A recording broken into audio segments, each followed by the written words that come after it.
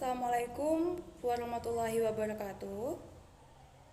Yang terhormat Ibu Tika Meldina, selaku dosen pengampu mata kuliah IPS.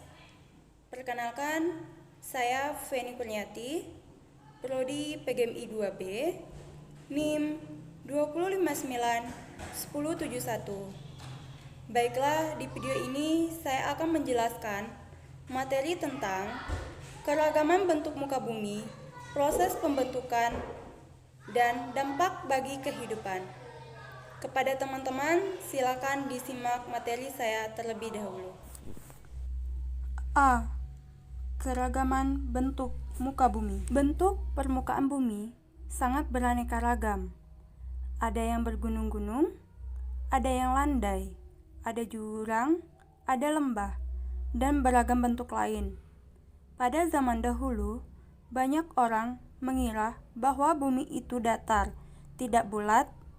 Setelah dibuktikan bahwa bumi itu sebenarnya bulat. Tenaga endogen dan tenaga eksogen.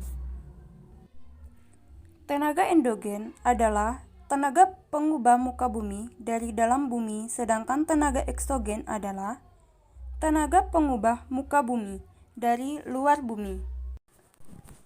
Tenaga endogen bersumber dari magma yang bersifat membangun.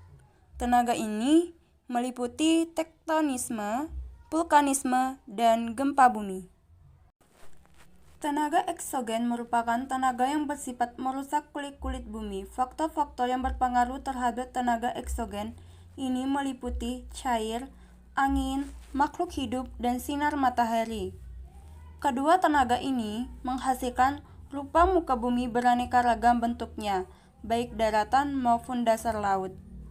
Bentuk muka bumi yang dihasilkan tenaga endogen.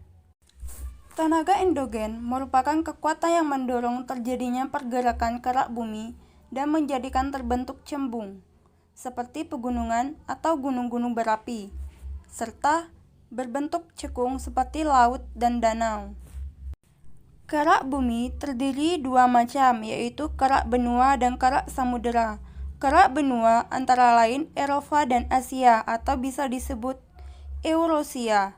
Kerak samudera Pasifik dan Atlantik. A. Hasil dari tektonisme. Tektonisme adalah perubahan letak atau kedudukan lapisan kulit bumi secara horizontal maupun vertikal.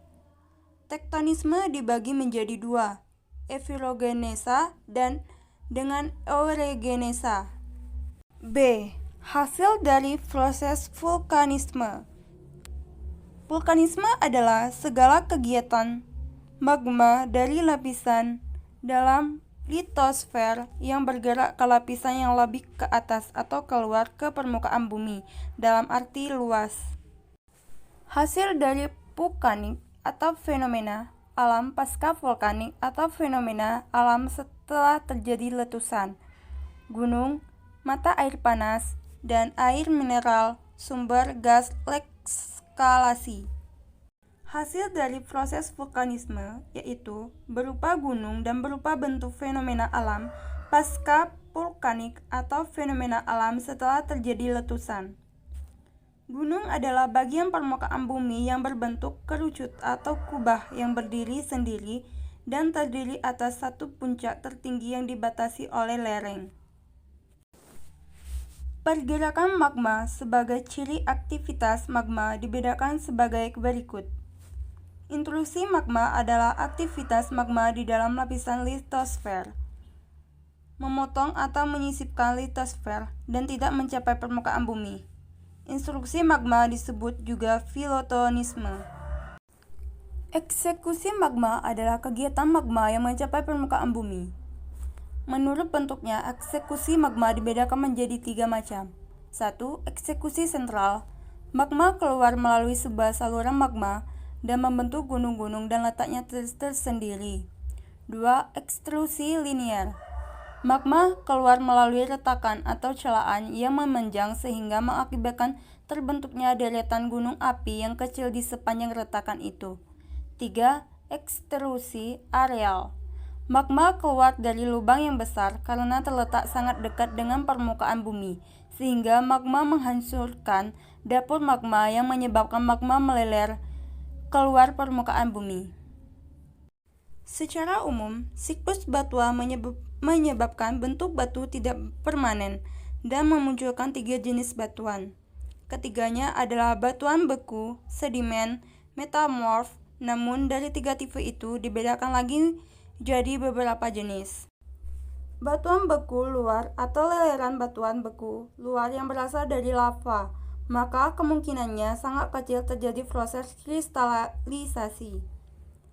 Batuan sedimen adalah batuan yang terbentuk karena pengendapan atau hasil dari pelapukan dan pengikisan batuan yang dihanyutkan oleh air atau terbawa oleh tiupan angin. Batuan metamorf merupakan batuan yang berasal dari batuan sedimen dan batuan beku yang mengalami perubahan karena panas dan tekanan. Contoh batuan metamorf berikut ini: batuan pualan, batuan sabak, batuan gneis, batuan sekis, batuan quaris, dan batuan milonit. Batuan metamorf merupakan batuan yang berasal dari batuan sedimen dan batuan beku yang mengalami perubahan karena panas dan tekanan. Contoh batuan metamorf berikut ini: batuan pualan, batuan sabak, batuan gneis, batuan sekis, batuan quaris, dan batuan milonit. Baiklah, terima kasih kepada teman-teman telah menyaksikan video dari saya. Apabila terdapat kesalahan, saya mohon maaf. Kepada Allah, saya mohon ampun. Saya akhiri. Wabillahi taufiq wal hidayah. Wassalamualaikum warahmatullahi wabarakatuh.